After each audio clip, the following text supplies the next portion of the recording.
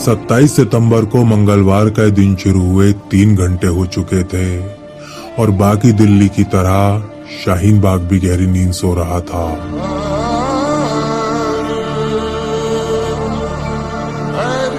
शाहीन बाग नई दिल्ली का वो कुख्यात इलाका जिसे अभी 2 साल पहले तक कोई नहीं जानता था।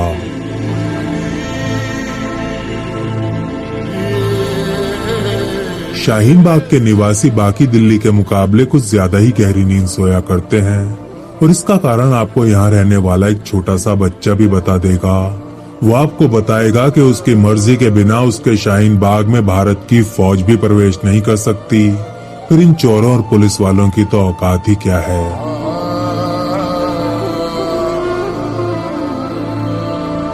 अपने इसी घमंड में चूर शाहीन बाग नींद के नशे में डूबा हुआ था कि सुबह के ठीक 3 बजे यहाँ स्थित एक घर के दरवाजे पर दस्तक होती है।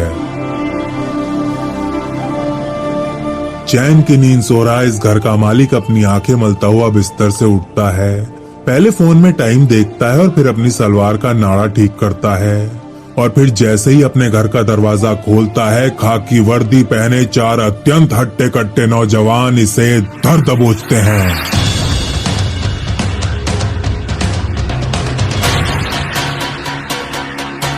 इससे पहले कि इसके घर वाले कुछ समझ पाते, दिल्ली पुलिस के पहलवान इस आदमी को बाहर खड़ी एक वैन में डाल यहाँ से गायब हो जाते हैं। अपने पति को ऐसे किडनैप होते देख इस आदमी की पत्नी जोर जोर से शोर मचाने लगती है।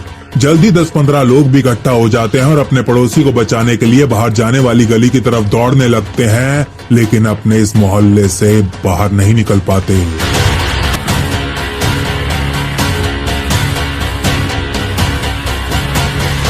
दिल्ली पुलिस के स्वाट कमांडो शाहीन बाग के इस मोहल्ले को चारों तरफ से घेर चुके थे। कमांडोज जिन्हें केवल एक ही ऑर्डर दिया गया था कि ना ही कोई इस मोहल्ले से बाहर जाना चाहिए और ना ही कोई अंदर।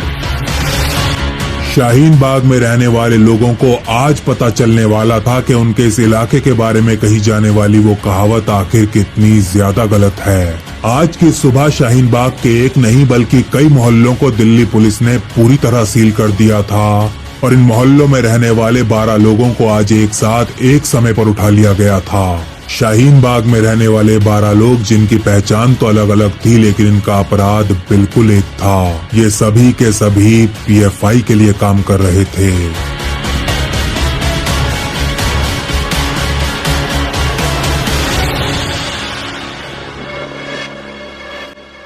ये सभी की सभी गिरफ्तारियां एनआईए और ईडी के एक जॉइंट ऑपरेशन के तहत की जा रही थी।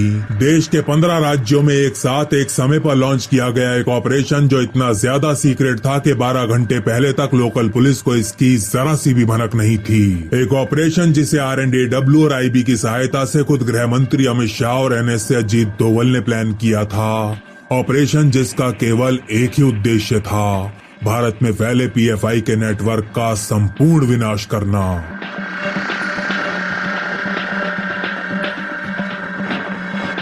हिंदू मुक्त भारत का सपना देखने वाले पीएफआई का संहार करने के लिए रचे गए इस चक्रव्यूह को नाम दिया गया था ऑपरेशन ऑक्टोपस।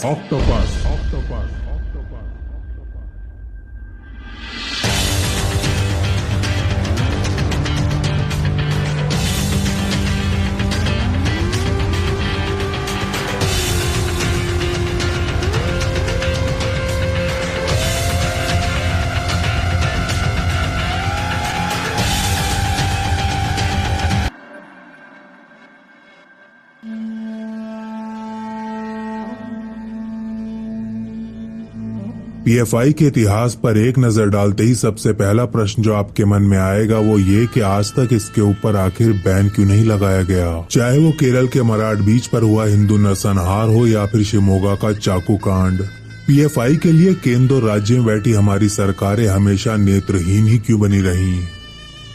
पीएफआई के इतिहास और विस्तार को समझने के लिए आप यहाँ क्लिक कर इस डॉक्यूमेंट्री को देख सकते हैं। इस डॉक्यूमेंट्री का लिंक आपको नीचे पिंड कमेंट में भी मिल जाएगा। IB और RNDW जैसी एजेंसी सालों से पीएफआई के ऊपर अत्यंत चिंताजनक इंटेलिजेंस इनपुट्स देती आ रही हैं। Kerala high court on record PFI को एक हिंसक और अतिवादी संगठन करार दे चुकी है। खुद केरल पुलिस हाई कोर्ट में पीएफआई के ऊपर बेहद चौंकाने वाले आंकड़े जमा करा चुकी है, तो फिर पीएफआई के ऊपर आज तक कोई एक्शन क्यों नहीं लिया गया था? वो इसलिए क्योंकि पीएफआई के ऊपर बैन लगाने का मतलब था माइनॉरिटी वोट बैंक को नाराज करना, और ऐसा करने की हिम्मत तो हमारे देश की राजनीतिक पार्टियों में कभी थी ही नहीं।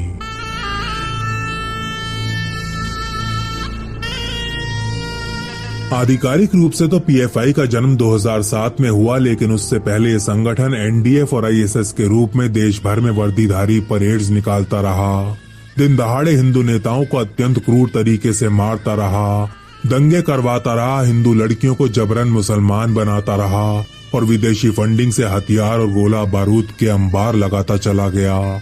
ये सब होता रहा, लेकिन आज तक कोई पीएफआई के ऊपर बैन लगाने की हिम्मत नहीं कर पाया। तो फिर आज ऐसा क्या हो गया? आज पीएफआई ने ऐसा क्या कर दिया कि प्रधानमंत्री नरेंद्र मोदी को खुद अपने हाथों से बिल्ली के गले में घंटी बांधनी पड़ गई? एनएस से अजीत डोवल, गृह मंत्री अमित शाह और प्रधानमंत्री नरेंद्र मोदी पीएफआई के ऊपर बैन लगाना तो चाहते थे, लेकिन अभी नहीं बल्कि 2023 में। यदि पीएफआई ने अपने ऊपर थोड़ा सा संयम बरता होता, अपनी औकात से बाहर निकलने की कोशिश ना की होती, तो शायद उसको 1 साल का जीवन दान और मिल गया होता। लेकिन विदेशी फंडिंग और सपोर्ट के नशे में चूर ये अतिवादी संगठन कुछ ऐसी गलतियां कर बैठा जिन्हें और अनदेखा नहीं किया जा सकता था। वैसे तो पीएफआई के इतिहास की किताब नफरत और खून में सने पन्नों से भरी पड़ी है, लेकिन अगर ऑपरेशन ऑक्टोपस की बात की जाए तो पीएफआई से जुड़ी कुछ घटनाओं को निर्णायक जरूर कहा जा सकता है।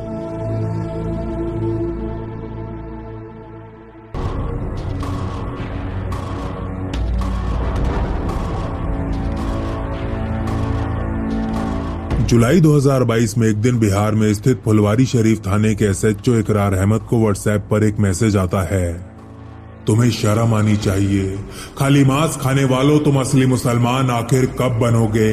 तुम प्रॉफिट की महानता का गुणगान आखिर कब करोगे? पूरी दुनिया के मुसलमान अपनी आवाज उठा रहे हैं, तुम कब तक एक मुर्दे की तरह ऐसे जिंदा रहोगे? कल को जब अल्लाह ताला तुमसे सवाल पूछेगा, तुम उसे क्या जवाब दोगे? क्या मुंह लेकर उसके सामने जाओगे? 10 जुलाई को नमाज जुम्मा के टाइम पर नया तौला की जामा मस्जिद पहुंचो और अपने इश्क रसूल को साबित करो। इसके अगले ही दिन एसएचओ इकरार अहमद के बयान को आधार बनाते हुए अलग अलग धाराओं में एक 0 एफआईआर दर्ज कर ली जाती है। एफआईआर के बाद बिहार पुलिस इस मैटर को भूल जाती है और इस मामले में आगे कोई जांच नहीं की जाती। लेकिन जल्द ही केंद्र सरकार ये घोषणा करती है कि पीएम नरेंद्र मोदी 12 जुलाई के दिन पटना और देवगढ़ का दौरा करेंगे। इस घोषणा के तुरंत बाद सुरक्षा एजेंसीज हाई अलर्ट मोड में चली जाती हैं और अब बिहार पुलिस को भी उस व्हाट्सएप मैसेज की जांच शुरू करनी ही पड़ती है। ये जांच बिहार पुलिस को फुलवारी शरीफ पहुंचा देती है, जहां 10 जुलाई के दिन अहमद पैलेस के ऊपर रेड्स कर दी जाती हैं। रेड जो पीएफआई के पतन की नींव रखने वाली थी। इन छापों में गिरफ्तार किए गए लोगों में सिमी का मेंबर अतर परवेज और झारखंड पुलिस का एक पूर्व एसआई मोहम्मद जलाउद्दीन भी शामिल था। ये दोनों ही लोग फुलवारी शरीफ में दिन दहाड़े युवाओं को आतंकी बनाने के लिए ट्रेनिंग कैंप्स चला रहे थे। इनके पास से पुलिस को होश उड़ा देने वाले कई डॉक्यूमेंट्स बरामद होते हैं, जिनमें भारत को एक हिंदू मुक्त इस्लामिक राष्ट्र बनाने का प्लान विस्तार में लिखा हुआ था। ऐसे ही 7 पन्नों वाले एक डॉक्यूमेंट का टाइटल था India 2047 towards rule of Islam in India. Athar Parvez और मोहम्मद जलाउद्दीन से मिली जानकारी के आधार पर पीएफआई के और भी कई ऑपरेटिव्स को गिरफ्तार किया जाता है। इन सबको एक साथ एक कमरे में बिठा सलीके से पूछताछ की जाती है और तब जाकर ये खुलासा होता है कि पीएम नरेंद्र मोदी को उनके बिहार दौरे के दौरान पीएफआई द्वारा खत्म करने की योजना बनाई जा रही थी।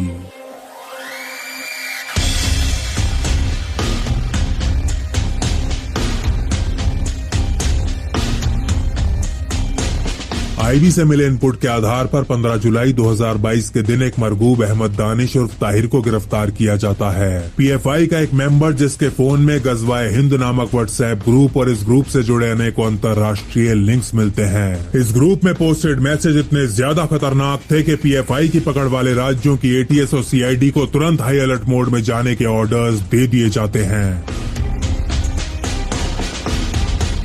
15 जुलाई के ही दिन बिहार पुलिस पटना के सब्जी बाग में स्थित पीएफआई के पॉलिटिकल विंग एसडीपीआई के ऑफिस पर छापा मारती है। पीएफआई की इस राजनीतिक पार्टी के ऑफिस से एक बड़ी मात्रा में राष्ट्र विरोधी डॉक्यूमेंट्स बरामद किए जाते हैं। डॉक्यूमेंट जिनकी जांच पूरी होने के बाद 20 राज्यों के 90 से ज्यादा शहरों में पीएफआई के नेटवर्क को 24/7 सर्विलेंस में डाल दिया जाता है।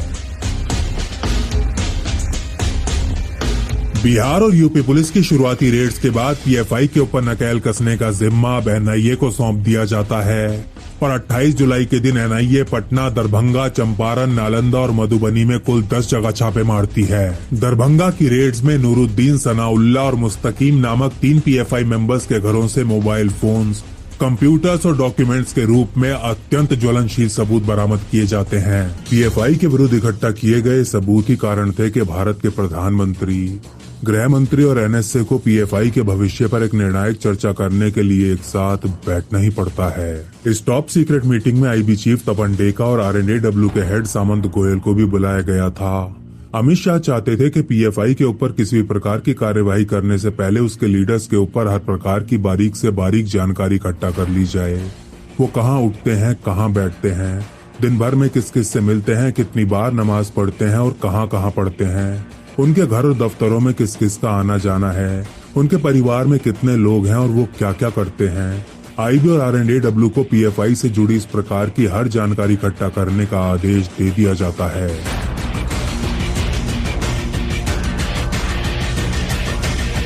आईबी और आरएनएडब्ल्यू को इंटेलिजेंस कलेक्शन का जिम्मा सौंपने के बाद एनएसए अजीत डोवल राजनीति की बिसात पर पीएफआई के विरुद्ध वो ही धार्मिक चाल चलना शुरू कर देते हैं जिसे वो खुद दशकों से खेलता आ रहा था।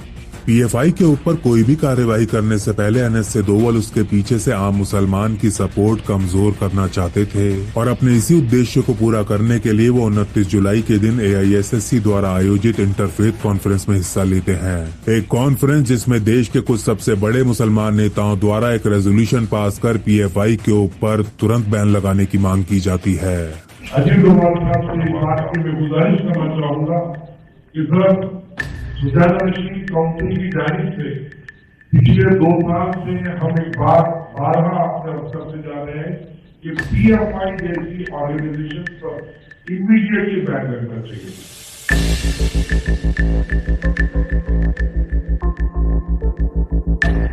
एक तरफ अजीत डोवल धार्मिक नेताओं के रास्ते पीएफआई के पीछे से आम मुसलमान का समर्थन कमजोर करने में लगे हुए थे, वहीं दूसरी तरफ आईबी और आरएनएडब्ल्यू, एनआईए और ईडी के साथ मिल पीएफआई की कुंडली तैयार कर रहे थे और इसका शुभ आरंभ केरल और कर्नाटक से किया गया था। भारतीय एजेंसीज जानती थी कि इन दोनों ही राज्यों में पीएफआई की जड़ें बहुत ज्यादा मजबूत हैं और यहाँ पीएफआई के विरुद्ध किसी भी प्रकार की कार्यवाही करना अत्यंत कठिन साबित हो सकता है। इसी के चलते आईबी और आरएनएडब्ल्यू पीएफआई में काम कर रहे अपने अंडर कवर एसेट्स को एक्टिवेट कर देते हैं। इन एसेट्स को पीएफआई के नेताओं की दिनचर्या और गतिविधियों के ऊपर एक डिटेल्ड रिपोर्ट तैयार करने को कहा गया था।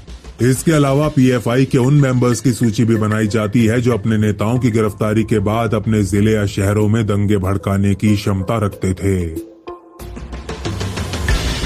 4 अगस्त 2022 के दिन गृह मंत्री अमित शाह एक कार्यक्रम में हिस्सा लेने के लिए कर्नाटक की राजधानी बेंगलुरु जाते हैं, लेकिन कार्यक्रम खत्म होने के बाद वो दिल्ली के लिए वापस नहीं निकलते बल्कि एक टॉप सीक्रेट मीटिंग के लिए वहीं रुक जाते हैं। कर्नाटक के सीएम बसवराज बोम्मई और गृह मंत्री अरागा ज्ञानेंद्र के साथ होने वाली इस मीटिंग में पीएफआई के अंत की शुरुआत पर चर्चा की जानी थी। इस मीटिंग के 3 दिन बाद पीएफआई के ऊपर बैन कैसे लगाया जाए इस स्ट्रेटजी पर काम करने के लिए एक एक्शन टीम का गठन कर दिया जाता है। इस टीम में दिल्ली और कर्नाटक के ऑफिसर्स के अलावा इंटेलिजेंस के लोगों को भी शामिल किया गया था। इनके अलावा इस टीम के लिए केंद्र सरकार द्वारा देश भर में पोस्टेड ऐसे ऑफिसर्स की एक सूची भी तैयार की गई थी जो पहले भी इस प्रकार के संवेदनशील केसेस में काम कर चुके थे।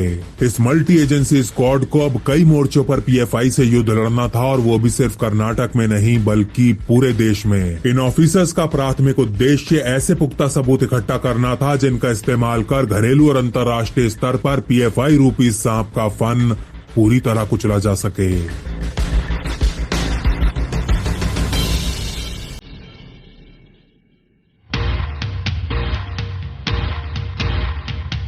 अगस्त के आखिरी हफ्ते में अमित शाह और अजीत डोवल इस एक्शन टीम के टॉप ऑफिसर्स के साथ एक मीटिंग करते हैं जिसमें आईबी और आरएनएडब्ल्यू के हेड्स भी मौजूद थे। इस मीटिंग के दौरान पीएफआई के खिलाफ इकट्ठा किए गए सबूतों के ऊपर विस्तार में चर्चा की जाती है। आईबी चीफ तपन डेका गृह मंत्री के सामने अपने अंडरकवर एसेट्स द्वारा तैयार की गई रिपोर्ट भी प्रस्तुत करते हैं जिसमें संगठन के सभी छोटे बड़े ऑपरेटिव्स के ऊपर डिटेल्ड इन्फॉर्मेशन मौजूद थी। इस मीटिंग के बिल्कुल अंत में एनएसए अजीत डोवल की तरफ देखते हुए गृह मंत्री अमित शाह कहते हैं, तो डोवल साहब बताइए, इस ऑपरेशन के लिए कोई नाम वाम सोचा है? हाँ सर, कुछ सोचा तो है। वो पीएफआई की तरह ये ऑपरेशन भी इतने राज्यों में फैला हुआ है, इतनी सारी एजेंसीज इसके ऊपर काम कर रही हैं, इसलिए मुझे लगा कि ऑक्टोपस नाम ठीक रहेगा। Operation octopus. ऑक्टोपस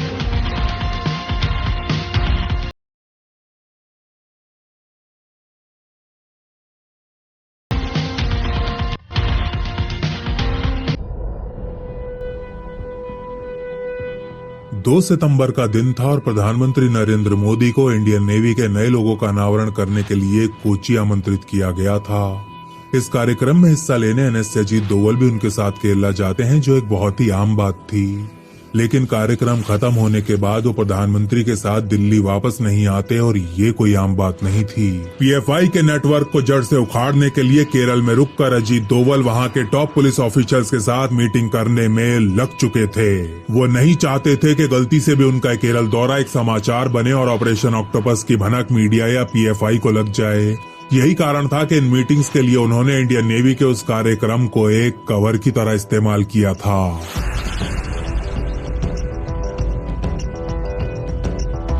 केरल में पीएफआई के आधिकारिक ठिकानों और लीडर्स के घरों पर एक साथ एक समय पर कैसे रेड्स की जाएंगी और इसके लिए केरल पुलिस ने क्या तैयारी की है।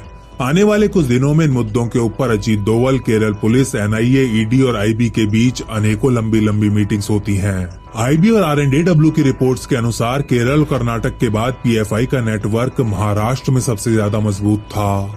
इसीलिए अजीत डोवल केरल से सीधा मुंबई के लिए निकल जाते हैं और मीडिया की नजरों से दूर गवर्नर हाउस में सिक्योरिटी ऑफिसर्स के साथ एक के बाद एक कई मुलाकातें करते हैं। बेंगलुरु में हुई अपनी मीटिंग्स के आधार पर अमित शाह प्रधानमंत्री को बताते हैं कि दक्षिण भारत में तो स्थिति कंट्रोल में है, लेकिन यूपी, दिल्ली और बिहार में थोड़ा तनाव जरूर है। इसीलिए आने वाले कुछ दिनों के दौरान अमित शाह और अजीत डोवल व्यक्तिगत रूप से यूपी, बिहार और दिल्ली के टॉप अधिकारियों के साथ मीटिंग्स करने में लग जाते हैं।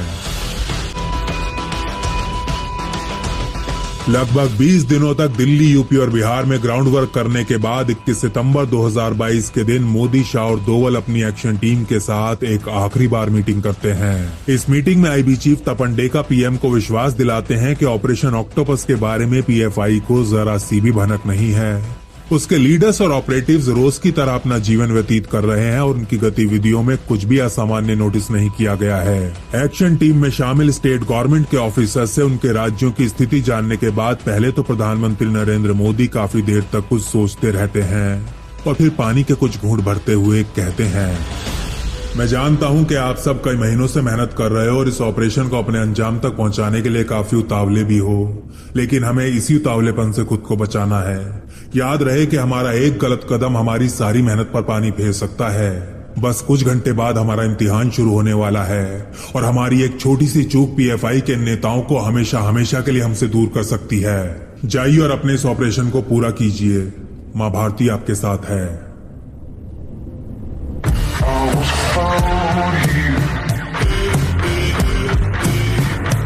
प्रधानमंत्री से ग्रीन सिग्नल मिलते ही एक्शन टीम के स्टेट लेवल ऑफिसर्स अपने अपने राज्यों के पुलिस के साथ ये जानकारी शेयर कर देते हैं।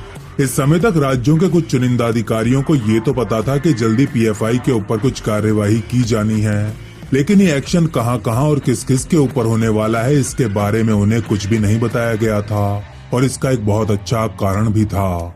आईबी द्वारा तैयार की गई रिपोर्ट के अनुसार केरल, कर्नाटक और महाराष्ट्र जैसे राज्यों के पुलिस डिपार्टमेंट्स में पीएफआई सेंध लगा चुकी थी। यानी कि इन राज्यों में कई पुलिस वाले ऐसे थे जो पीएफआई के सक्रिय मेंबर्स बन चुके थे।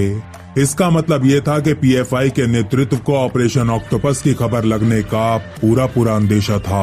राज्यों की पुलिस को बिल्कुल अंतिम क्षण तक अंधेरे में रखने का दूसरा कारण ये भी था कि पीएफआई को लेकर पुलिस वालों में खौफ भी पसरा हुआ था। कई राज्यों के पुलिस ऑफिसर्स पीएफआई से बहुत ज्यादा डरे हुए थे।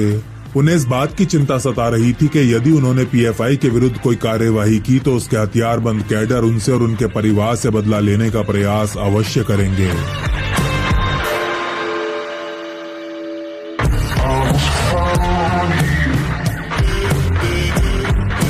इसीलिए इन 15 राज्यों में एक डिटेल्ड बैकग्राउंड चेक करने के बाद एनआईए और ईडी ने खुद अपने हाथों से एक एक पुलिस वाले को चुना था। अपने अपने राज्यों के कुछ सबसे दबंग ऑफिसर्स को उन टीम्स का हिस्सा बनाया गया था जिन्हें समय आने पर पीएफआई के ऊपर रेड्स करनी थी।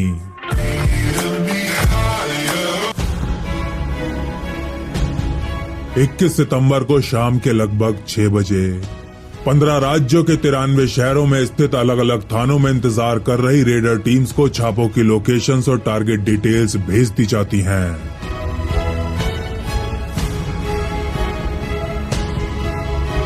22 सितंबर को सुबह के ठीक 3 बजे एनआईए और ईडी के 300 से ज्यादा ऑफिसर्स लोकल पुलिस की सहायता से एक साथ एक समय पर इन टारगेट लोकेशंस के ऊपर रेड्स मारना शुरू कर देते हैं। रेड जो पीएफआई के दफ्तर और नेताओं के घरों पर मारी जा रही थी, जो अपनी आंखों में हिंदू मुक्त भारत का सपना लिए चैन की नींद सो रहे थे। ऑपरेशन ऑक्टोपस के तहत मारी गई इन रेड्स में पीएफआई और उससे जुड़े संगठनों के कुल 106 मेंबर्स को गिरफ्तार किया जाता है और कोझिकोड से उठाए गए ऐसे ही एक मेंबर का नाम था शफीक पाइत। ईडी द्वारा कोर्ट में जमा कराए गए रिमांड नोट के अनुसार 12 जुलाई के दिन पटना में हुई पीएम रैली के ऊपर हमले की योजना को शफीक ही स्पॉन्सर कर रहा था। शफीक द्वारा उपलब्ध कराए गए पैसों से बिहार में स्पेशल कैंप्स चलाए जा रहे थे, जहां कुछ चुनिंदा युवाओं को पीएम मोदी के ऊपर अटैक करने की एडवांस ट्रेनिंग दी जा रही थी।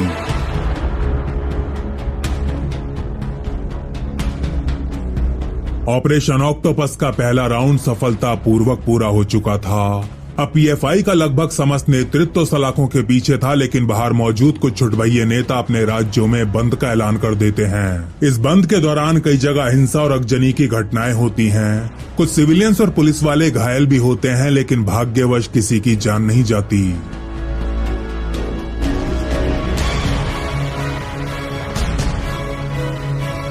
एनएस से अजीत डोवल जानते थे कि केवल पीएफआई के टॉप टियर के नेताओं को जेल में डालने से कुछ नहीं होगा। टियर 2 और टियर 3 के नेता अगर ज्यादा दिन बाहर रहे तो बदला लेने के लिए जल्द ही अपने अपने जिलों में आतंक का नंगा नाच जरूर करवाएंगे।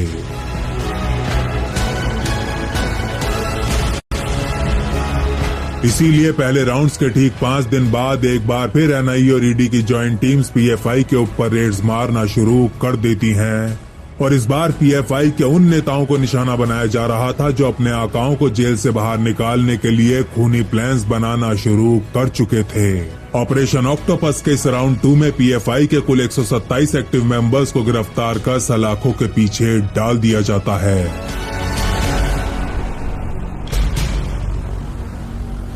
गिरफ्तार किए गए 200 से अधिक नेताओं और मेंबर्स के अलावा गृह मंत्रालय के नोटिफिकेशन पर पीएफआई के 2000 मेंबर्स को अंडर स्कैनर भी डाल दिया जाता है, जिसका मतलब ये है कि अब इन लोगों की दिनचर्या का हर क्षण अथॉरिटीज द्वारा मॉनिटर किया जाएगा। कोई समारोह आयोजित करने या शहर छोड़ने से पहले इन्हें लोकल थाने से परमिशन लेनी होगी और ये या इनके आने वाली 7 पुश्तों में कोई सरकारी नौकरी तक नहीं कर पाएगा।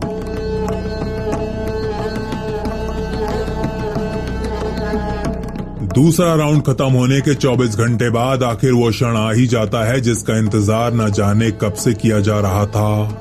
गृह मंत्रालय की तरफ से पीएफआई के ऊपर 5 साल के लिए बैन लगाने वाला नोटिफिकेशन जारी कर दिया जाता है।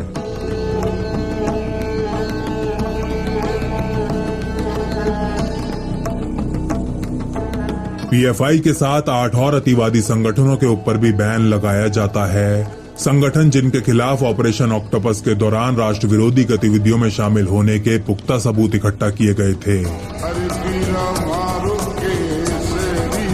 अपने ऊपर बैन लगने के केवल कुछ ही घंटे बाद पीएफआई का state general secretary A Abdul Sattar एक बयान जारी कर पीएफआई को हमेशा हमेशा के लिए भंग कर देता है। वैसे तो अब हजारों कारण ऐसे गिनवाए जा सकते हैं जिन्होंने पीएफआई के ऊपर बैन लगवाने में एक निर्णायक भूमिका निभाई होगी, लेकिन अगर अजीत डोवल के करीबी सूत्रों की मानी जाए तो पीएफआई द्वारा सीए, एनआरसी और हिजाब को लेकर जो झूठ से भरे डिसइंफॉर्मेशन अभियान चलाए गए दिल्ली समेत कई राज्यों में जो हिंसा फैलाई गई और इन मुद्दों के बहाने हिंदू युवकों की जो दिन दहाड़े निर्मम हत्याएं की गईं, पीएफआई की इन्हीं हरकतों ने उसका नाम मोदी और शाह के हिट लिस्ट में सबसे ऊपर लाकर रख दिया था।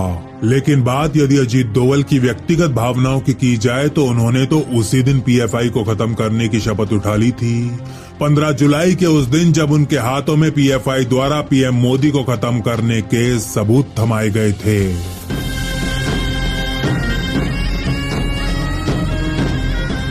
एनआईए से वो सबूत मिलने के बाद अजीत डोवल ने अपनी टीम से कुछ ये शब्द कहे थे, ये लोग प्रधानमंत्री की हत्या का प्लान बनाकर भी खुले घूम रहे हैं और मेरा मानना है कि ऐसा करना तो दूर की बात, ऐसा सोचने से पहले भी हर आदमी की आत्मा कांप जानी चाहिए। पता नहीं आप लोग कैसे करोगे, पर मैं प्रधानमंत्री को एक वचन देने जा रहा हूं कि आज से 90 दिन के अंदर अंदर इस देश की धरती से पीएफआई का अस्तित्व मिटा दिया जाएगा।